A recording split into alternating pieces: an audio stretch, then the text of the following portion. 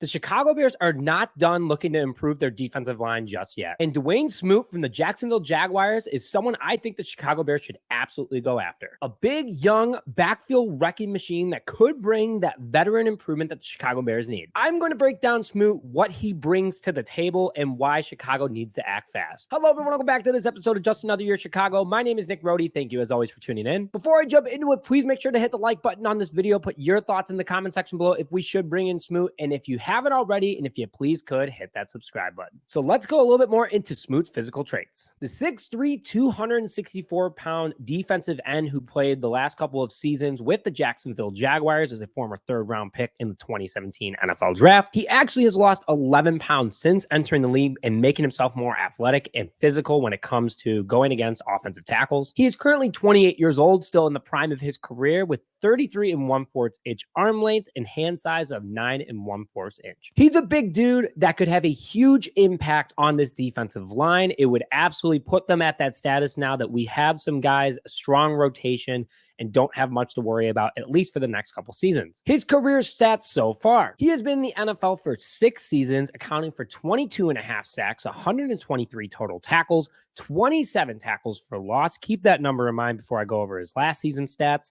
60 quarterback hits, averaging 10 a season, 5 pass deflections, 4 forced fumbles, and 2 fumble recoveries. Last year alone with the Jacksonville Jaguars, he had 5 sacks, 21 total tackles, 6 tackles for loss, 12 quarterback hits, 2 pass deflections, 1 forced fumble, and 1 fumble recovery. He also did not even start 1 game last year. He did that all as a rotation player. He is the definition of do your job, and that's getting after the backfield, especially the quarterback. He has had some injury issues, though. Over the last 2 seasons, he has been struggling to stay on the field consistently, which has hurt his market value a little bit, but he currently is still an unrestricted free agent. The Jacksonville Jaguars actually were hoping to bring him back, but he is still on the market. He knows he has a high value because teams do need young ends at all times.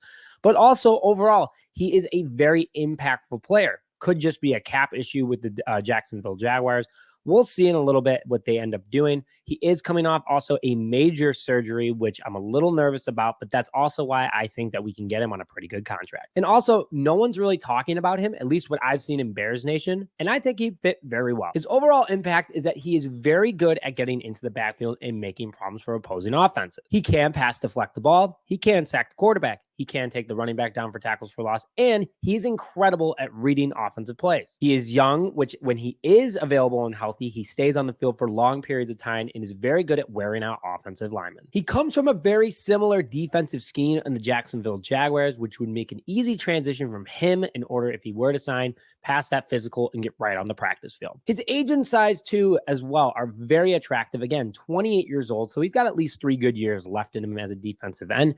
Could be trying to cash in, but also the Bears could get him on a 1-year contract, kind of prove it kind of deal. And I think that would benefit both parties. In the short term, I would pay him on a 1-year, $7 million contract with a ton of incentives. So maybe the cap hit only being $3 million.